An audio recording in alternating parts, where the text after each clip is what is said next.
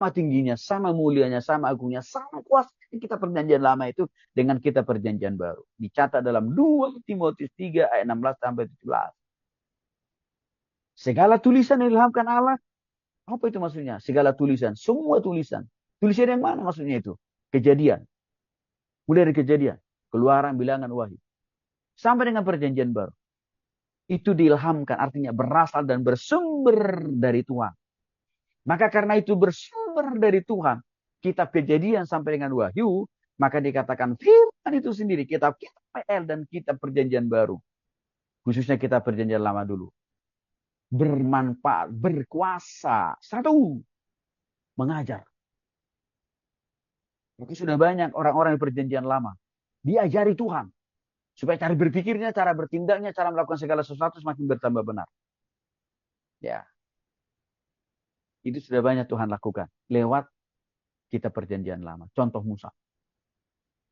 Musa tahu cara memimpin bangsa Israel keluar dari Mesir menuju tanah perjanjian. Itu lewat firman Tuhan. Mengajar. Yang kedua menyatakan kesalahan. Sudah banyak. Kita perjanjian lama itu dipakai oleh Tuhan untuk menegur, mengoreksi. Memperbaiki cara hidup, cara berpikir yang salah. Orang-orang. Perjanjian lama atau khususnya orang-orang Israel. Itu bukti bahwa firman Allah perjanjian lama berkuasa untuk mengoreksi cara berpikir orang salah. Termasuk juga Pak firman Allah. Kejadian. Kita PL semuanya. Sudah teruji dan terbukti memperbaiki perilaku kehidupan manusia. Itu banyak dicatat dalam kita perjanjian lama.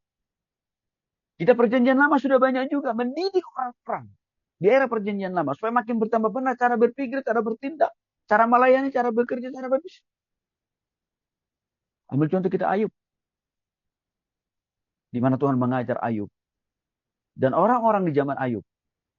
Bagaimana menjadi pengusaha yang takut akan Tuhan. Dan masih banyak lagi contoh yang lain. Kalau kita lihat lebih contoh yang lebih konkret, Paulus saja bertobat. Ya. Lewat firman Tuhan.